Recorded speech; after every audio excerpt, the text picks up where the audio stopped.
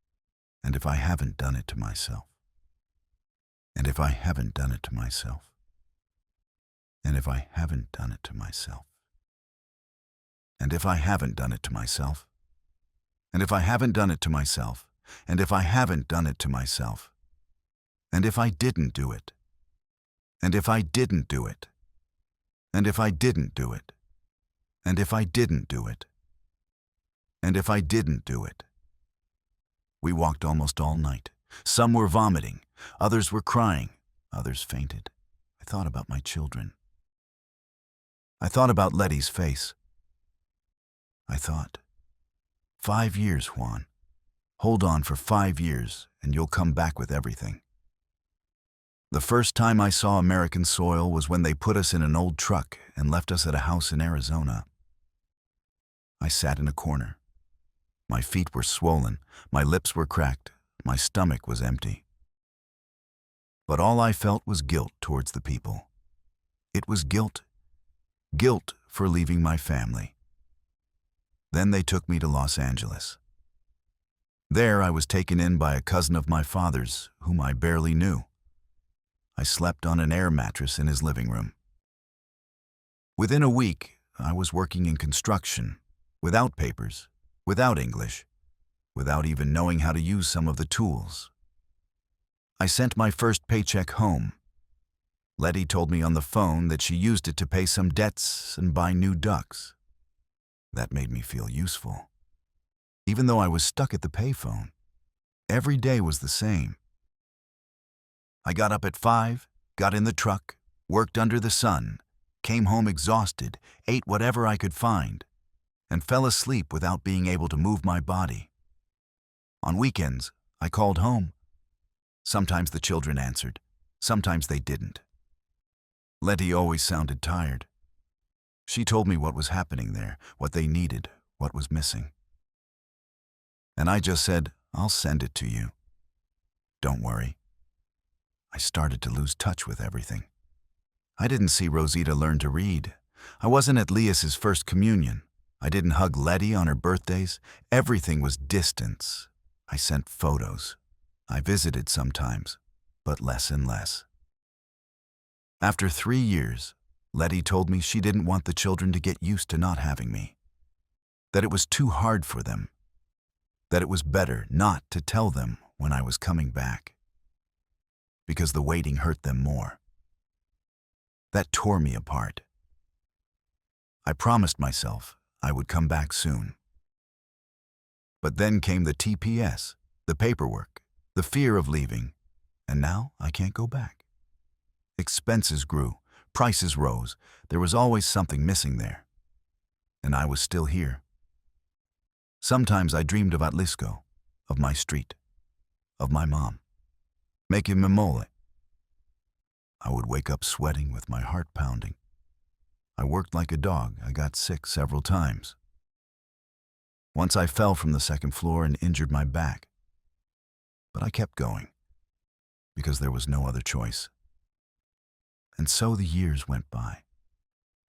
One day, without realizing it, 10 years had passed. And I kept saying that I would go back.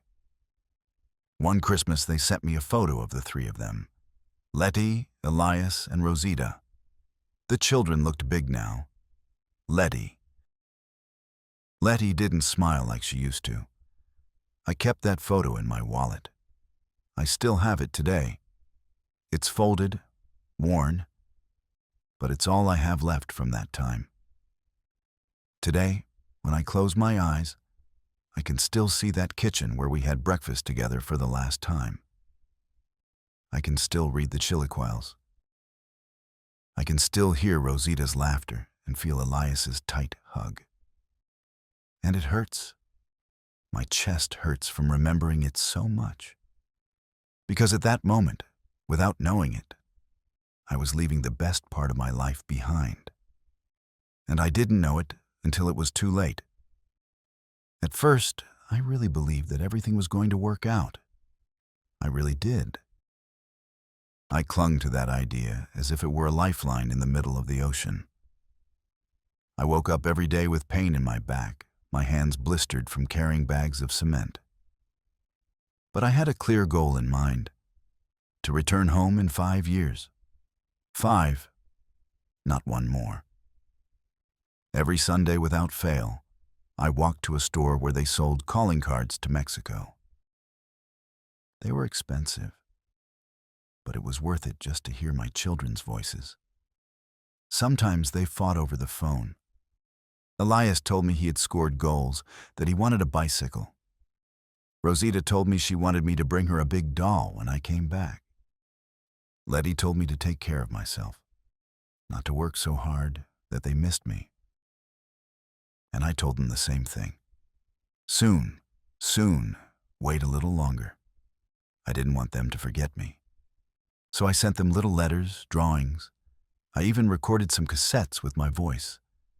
I told them stories, sang them the songs I sang when they were babies. All of that was in my heart. It helped me feel like I was still part of their lives.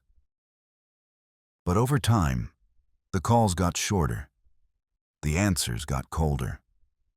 It was as if they didn't know what to say to me anymore, as if I wasn't so important anymore. Letty started to sound different, more serious, busier.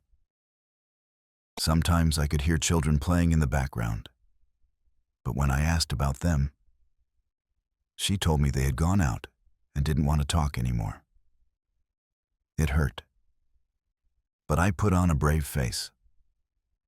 I told myself it was normal for children to grow up, that they were at school, that it wasn't personal. I never wanted to argue with Letty. Whenever we talked, I tried to keep it peaceful. But I was paying attention. It was as if we both knew that something was breaking and neither of us wanted to say it out loud. She would sometimes ask me if I was saving up for the trip back home, and I would say yes. Although, to tell the truth, something always came up. A more expensive rent. A tooth infection. A tool I had to buy for work. A fine. Always something. And so the days went by. I worked like a dog. I ate whatever I could find. I shared a room with other countrymen. Some cried at night, others got drunk until they fell asleep. And we all had the same story. I'm here for my family. But deep down, each of us lived our own loneliness. I became friends with a man in my room, Antonio.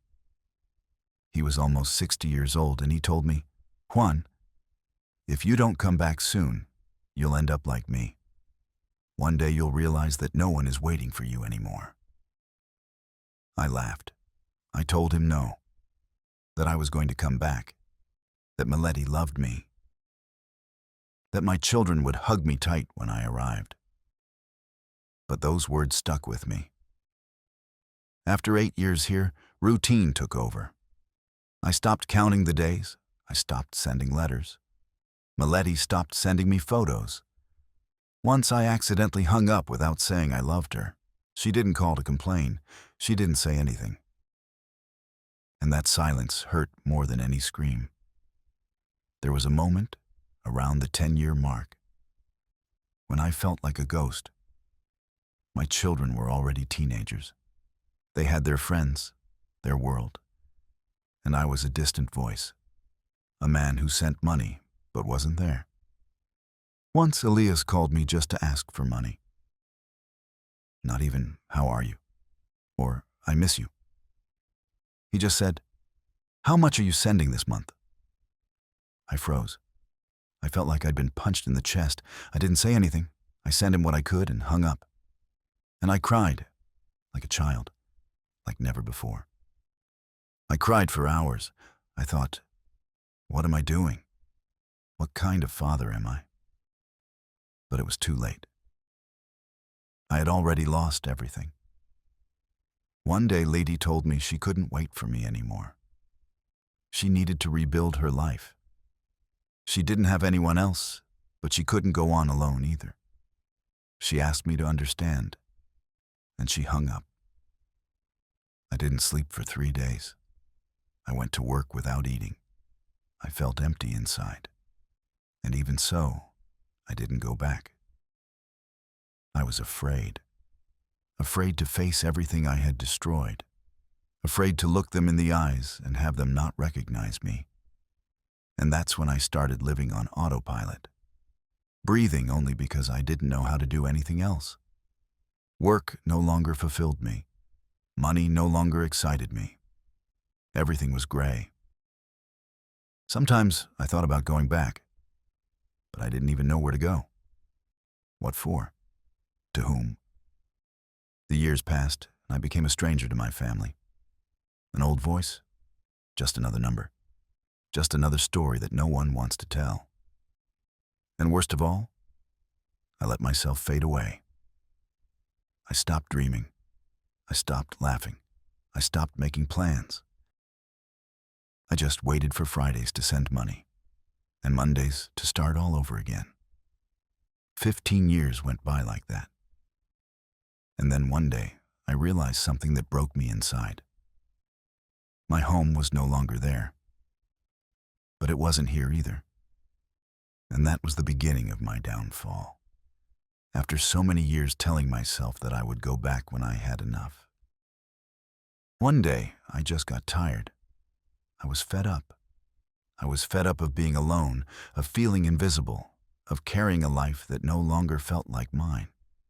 Almost 18 years had passed since I crossed the border. My son Elias was now 24. Rosita was 21. Letty was still in Atlisco, but she hadn't spoken to me in months. I sent money from time to time, more out of habit than out of love. They didn't answer me anymore, not even a message, nothing. And that's when I said, what am I doing here? If I have nothing left, what else can I lose? I blessed my few belongings. I gathered my savings and bought a bus ticket to the border. I crossed back where I never thought I would return. Alone, tired, empty-handed. Arriving in Mexico was strange. Everything looked smaller, slower, older. The streets of Atlisco were still there, but something felt different. As if I were seeing everything from the outside. As if I no longer belonged there. I knocked on the door of the house where we used to live. My hands were shaking. They were sweating. No one had invited me. No one was expecting me. Rosita opened the door. I didn't recognize her right away. She was beautiful, all grown up. But her eyes didn't have the sparkle I remembered. She looked at me as if she were still a stranger. Dad, she said, but not with joy, with doubt, with distance. Yes, my daughter, it's me. I know you're standing there. She let me in, but she didn't hug me. She told me that her mother wasn't there, that she had gone out. She offered me water. We sat in silence in the living room, like two people who didn't know where to start. I tried to talk. I asked her how she was, what she was doing. She answered me with short, cold sentences. Every answer hurt me. It hurt more than if she had cursed at me. She told me she was studying in Puebla, that she had finished her degree and was working in an office, that Letty had raised her all by herself. Everything. I asked her about Elias.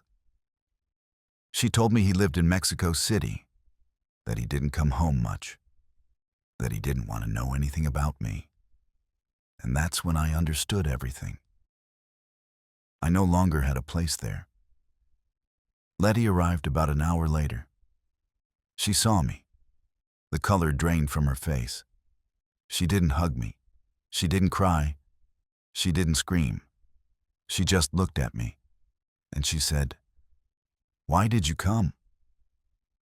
I didn't know how to answer. I changed the subject. I told her I wanted to see them, that I missed them, that I needed to be with them. She just sighed. She crossed her arms. She told me it was too late, that I had made my decisions, that she had also learned to live without me, that she didn't want to stir things up, that she didn't hate me, but she didn't want me back either. She offered to let me stay for a couple of days. I slept on a couch. I couldn't sleep a wink. Every corner of the house screamed at me about what I had lost. The photos on the walls didn't include me. The laughter in the kitchen wasn't for me. The stories no longer had my name in them. On the second day, I ran into some old friends on the street. They greeted me with surprise, but they all said the same thing. You thought you'd be better off here, didn't you? Or did you come back because you're making money in dollars? As if I were some kind of freak for coming back. One guy even asked me if I'd been deported. I laughed so I wouldn't cry. I tried to call Elias. Rosita dialed his number, but he didn't answer. He left me a voice message. He said, "I don't know what you're waiting for, Dad. You left. We grew up without you. Don't come back now trying to fix everything as if nothing happened." And he hung up. Hearing that broke me. I felt like everything was collapsing inside me. That those years of sacrifice, of work, of loneliness, were all for nothing. Or maybe they weren't. But not for what I thought. They were so my children could learn to live without me. So that Letty could become strong without me. So that I would cease to be part of her story. On the third day, Letty asked me to find another place to stay. She told me it wasn't out of malice, but out of respect. That she had her life, that I had mine, and I was left without pride, without strength, without knowing what else to do. I grabbed my backpack and left. I walked through the streets where I used to play with my children. The same streets where I said goodbye to Letty that time, telling her that in 5 years I would be back with a better life. I lied. Not because I wanted to, but because life didn't let me fulfill my promise. That was my breaking point. That's when I realized I didn't belong here anymore. But I didn't belong there either. I sat in the town square for hours. I watched the people. Children running, men chatting, couples walking, and me, alone, with a lump in my throat so big I thought I would never be able to swallow again. I didn't cry. No tears came. It was as if my soul had dried up. At that moment, I understood that I had lost everything. And not because it had been taken from me, but because I had let so much time pass that when I wanted to go back, there was nowhere to return to. I had never felt such heavy loneliness as I felt after that trip. It was as if the air hurt, as if breathing was difficult. I felt like a ghost walking among living people. No one saw me. No one needed me. No one was waiting for me. I returned to the United States a few days later. Yes, I went back, because at least there I had a routine. Here, I didn't even have that anymore. I sat at the bus station with my backpack next to me, staring at the floor for hours. I didn't say goodbye to anyone. No one said goodbye to me. Not a tear. Not a take care. Nothing. When I crossed the border, I no longer felt fear. I felt empty. As if I didn't care if they caught me or not. As if I no longer had anything to protect. I remember when the coyote told me, "We're on the other side." I just nodded my head. Not a single emotion, not a single tear, nothing. I returned to Los Angeles, but I no longer felt like I belonged to that world.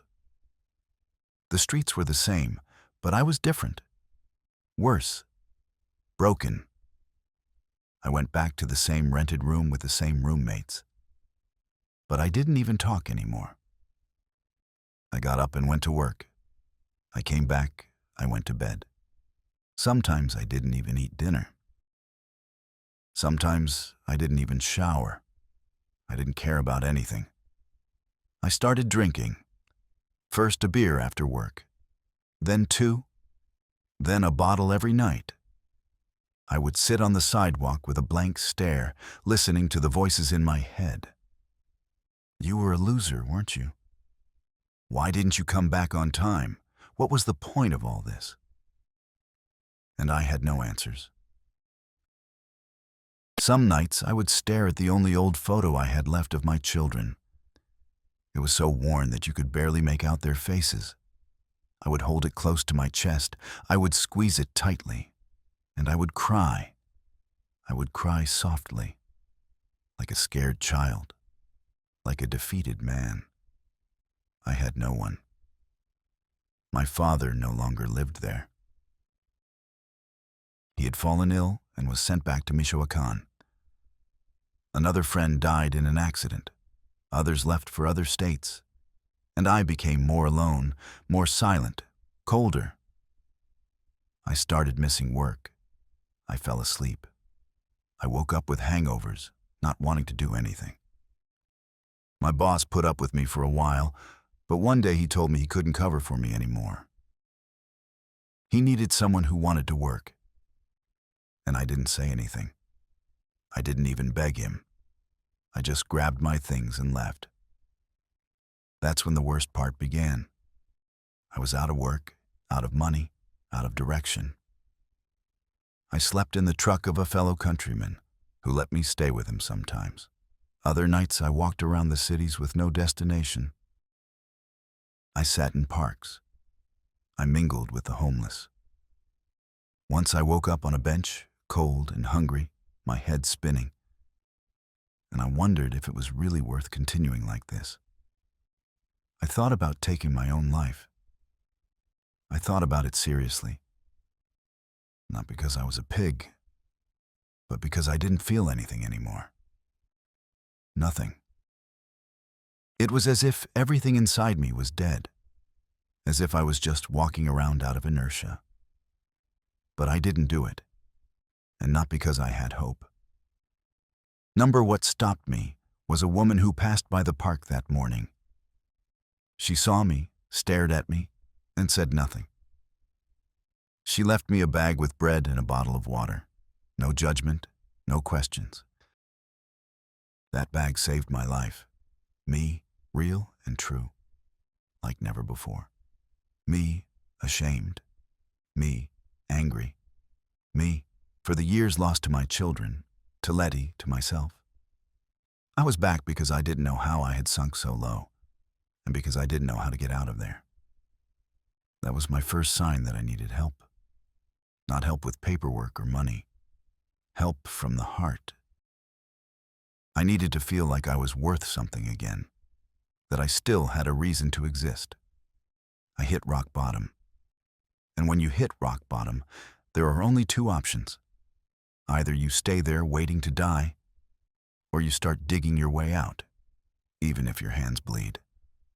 I chose the second option. It was hard.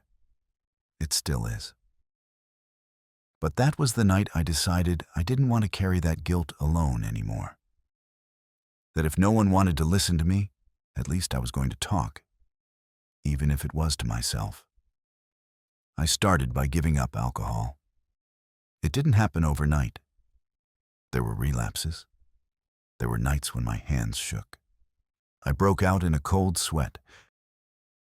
But every time I wanted to drink, I took out the photo of my children.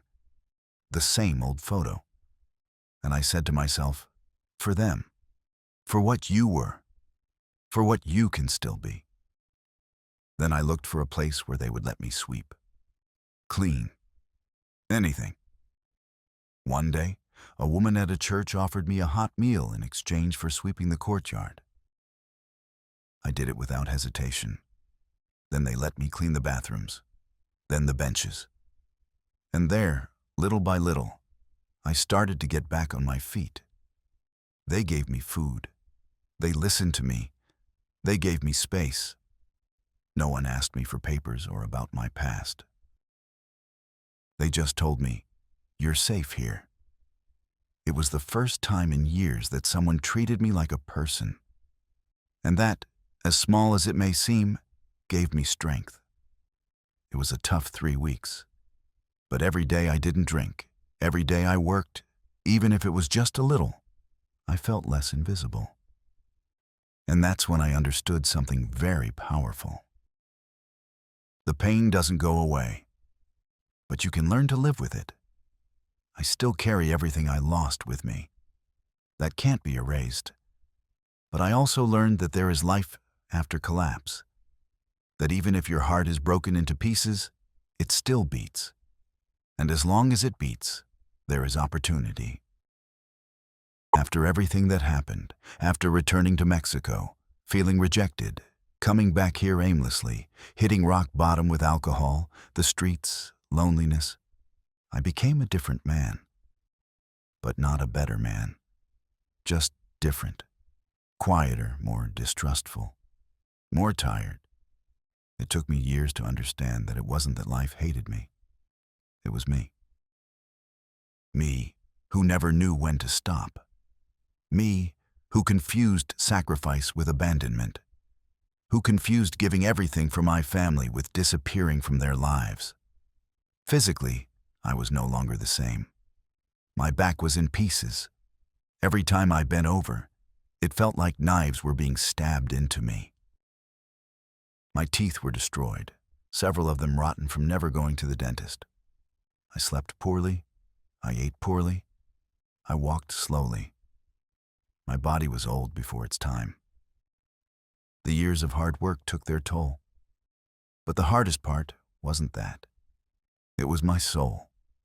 I was afraid of everything. Afraid to talk to people. Afraid to be seen. Afraid that someone would ask me questions. Do you have a family? Why would I answer that? Yes. No. What did I have? What did I have? I became distrustful. I didn't talk to anyone. I went out, worked what I could, and went back to the little room I rented. I didn't even have furniture. Just an inflatable mattress. A plastic chair and a suitcase with 3 changes of clothes. I didn't watch TV. I didn't listen to music. Everything reminded me of what I no longer had. Sometimes I caught myself talking to myself, out loud, as if I were talking to Letty or Elias or Rosita. I asked them for forgiveness. I explained things I could never tell them. And then I would stay there in silence, staring at the wall, for hours. One night, I dreamed that I was dying. It wasn't a nightmare. It was rest. In the dream, I was lying in a peaceful field. The sun was warming my face. I closed my eyes, and that was it. There was no pain. There was no past, only peace. I woke up crying and said to myself, I don't want to die like this. I don't want this to be my last story. That's when I started writing things down. I wasn't good at writing, but it helped me get what was inside me out. I wrote letters that I never sent. Thoughts, questions, anger. Sometimes I wrote on napkins, on pieces of cardboard, whatever.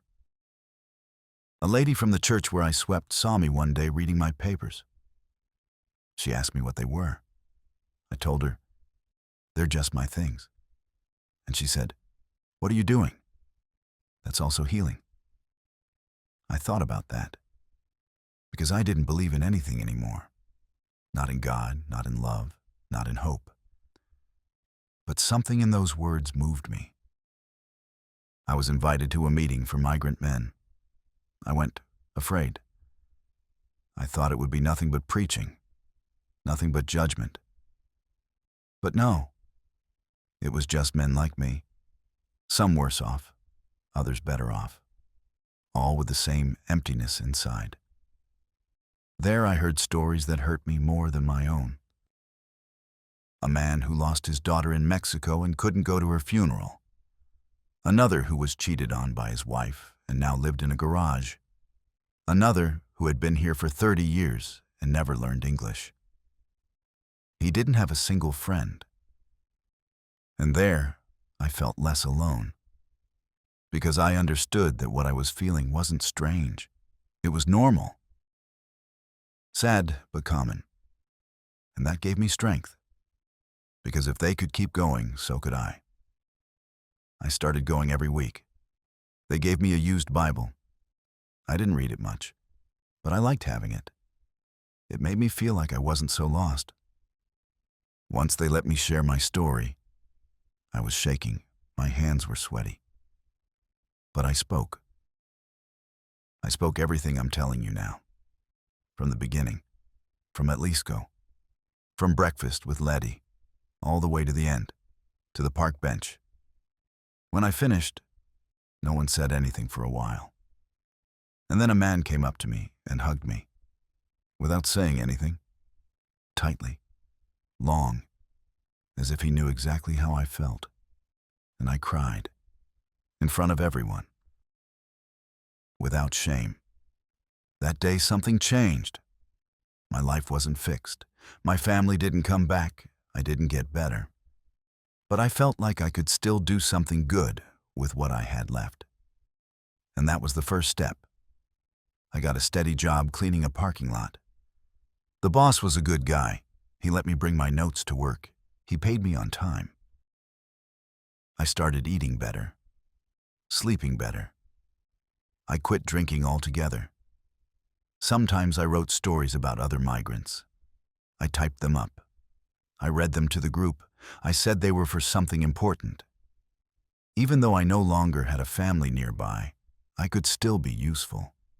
I could still listen, hug, share, and that was enough.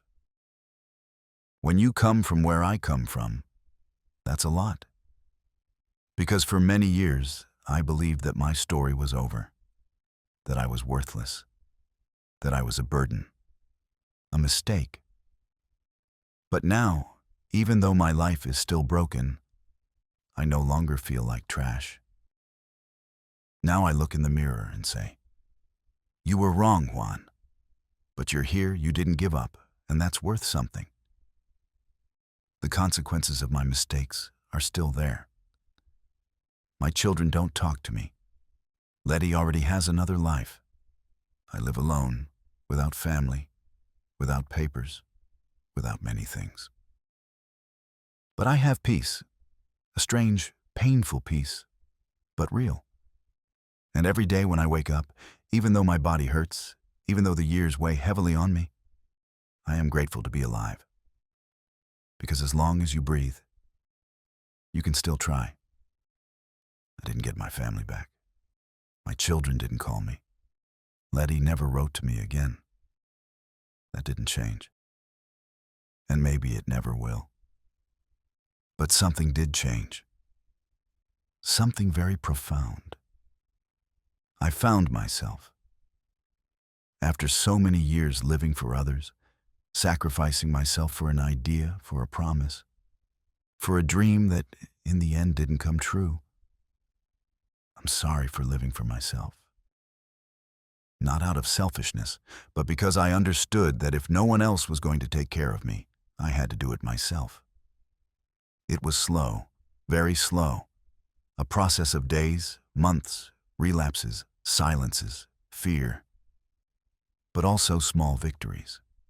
Like giving up alcohol, like sleeping without nightmares again, like looking in the mirror and not feeling ashamed.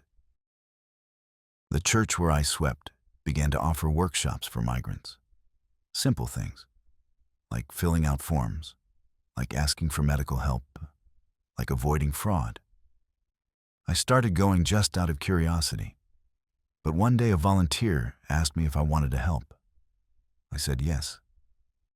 "Of course," she said. "No one understands a migrant better than another migrant." And that's how it all started. The first time I spoke in front of a group, my knees were shaking. I told my story as I am telling it here, without embellishment, without lies. At first, they just listened to me. But then many of them came up to me. They told me things like, "That happened to me too," or "I lost my daughter too," or "Thank you for sharing, friend." And that's when I understood that sharing is not a weakness. It's strength. I started helping every week, sometimes just listening, sometimes helping fill out paperwork, sometimes handing out food. Nothing big, but everything from the heart. And that saved me. Because for the first time in years, I felt useful. I felt needed. I felt part of something. One afternoon, a young man arrived from Veracruz. He was 20 years old, undocumented, with no family. I saw the same look on his face that I had 25 years ago.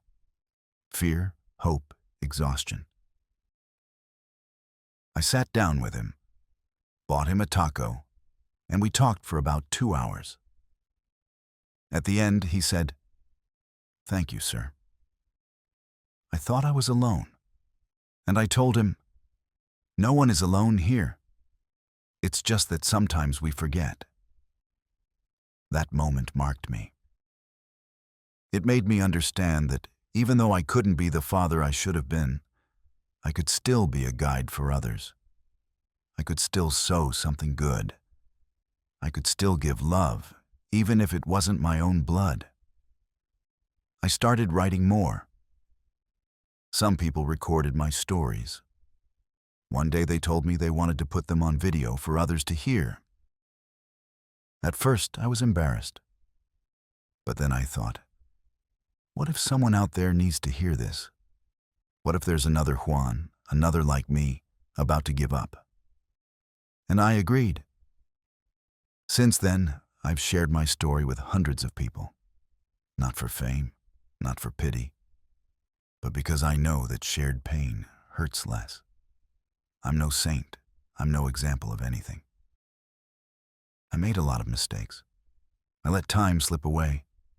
I lost myself in work, in money, in guilt. I was absent. I was stubborn. I was cowardly many times. But here I am, alive, conscious, and eager to do things right, at least with what's left of my life. Today I have a routine. I work Monday through Saturday in a carpentry workshop. I clean, I learn. I make chairs, tables, small things. The boss is a good person. He pays me fairly. He treats me like a human being. On Sundays I go to church. Not so much for religion, but for the community. There I find peace. There I listen. There I hug. There I laugh. Yes, I even laugh. Who would have thought? After so much crying, now I find myself laughing. Not always, not all the time. But yes, there are moments, small but real. And that's all I need. I don't have a car. I don't have a house of my own. I don't have insurance. I don't have family nearby. But I have something I didn't have before. Peace of mind. And that's worth its weight in gold. Sometimes people ask me if I regret coming to the United States. And I don't know how to answer. Because yes, it hurts to have lost what I lost. It hurts not to have been with my children. It hurts to have lost Letty. It hurts not to have kept my promise. But I also know that if I hadn't come, I might be dead. Maybe I would never have known this version of myself. Maybe I would never have hit rock bottom, or learned how to get out. It wasn't the path I imagined. It wasn't the ending I dreamed of. But it's the path I was given. And now I try to walk it with dignity. Because if I've learned anything, it's this. You can't change the past. But you can choose what you do with what's left. And I am what I have done. And I am what I have made myself. And I am what I have made myself. And I am what I have made myself. And I am what I have made myself. And I am what I have made myself. And I am what I have made myself. And I am what I have made myself. And I am what I have made myself. And I am what I have made myself. And I am what I have made myself.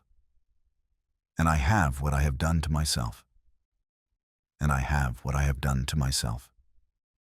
And I have what I have done to myself. And I have what I have done to myself. And I have what I have done to myself. And I have what I have done to myself. And I have what I have done to myself. And I have what I have done to myself. And I have what I have done to myself. And I have what I have done to myself. And I have what I have done to myself. And I am what I have done. And I am what I have done. And I am what I have done. And I am what I have done. And I am what I have done. And I am what I have done. And I am what I have done.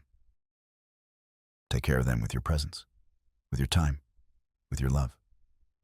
Not just with money, because money goes away. It is spent. It is forgotten. But a hug, a word, a laugh together, that stays forever. I was wrong.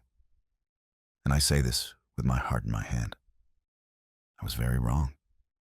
I thought I was doing the right thing. Being a good father, a good husband, a good man. But what I did was disappear. I disappeared from birthdays, school dances, illnesses, problems at home, hugs when they woke up, silly fights, family Sundays. And now, there's no turning back. My children grew up without me. I felt like I was living with guilt, with nostalgia, with silence. And even though I'm more at peace now, there are still days when it hurts so much that I feel like I'm going to break again. Because no matter how much you rebuild yourself, there are always pieces that can't be put back together. I'm not looking for applause or for people to say, "Poor thing." All I want is for my story to help someone. For you to know that this happens, that this hurts. It's not a fairy tale. Many people think that coming to the United States is the solution to everything. That here you can get rich. That everything is better. And yes, there are opportunities. There are jobs. There are more things. But there is also emptiness. There is distance. There is loneliness. There are years that slip through your fingers like water. And when you turn around, there is nothing left. And you know that the worst part is that sometimes you don't even realize it. Do you think you're doing the right thing? That everything you're losing is worth it? But the truth is, it's not always worth it. Because you don't realize what you have until you lose it. I lost moments that will never come back. I lost my children's laughter when they were little. I lost the warmth of a home with people who loved me. I lost the opportunity to be a real father, a real husband, a complete man. Now I try to fill those gaps by helping others. Listening, accompanying, serving. And yes, that gives me meaning. That keeps me going. But if I could go back, I would do things differently. I would spend more time with my family. I would look for other ways to get ahead. Maybe leave for a while, but come back.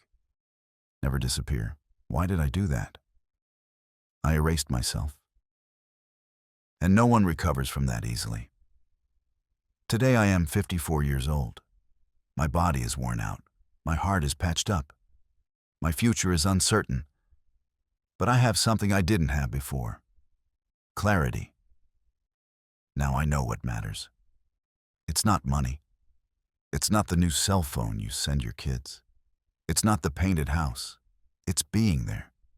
It's looking into their eyes. It's being there for them.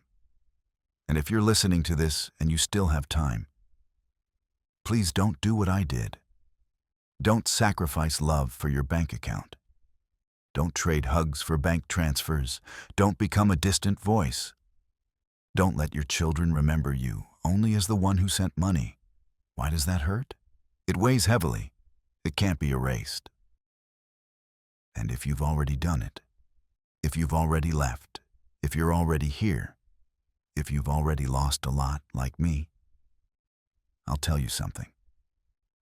You can still do something good with what you have left. You can still help. You can still ask for forgiveness. You can still make your story useful to someone else.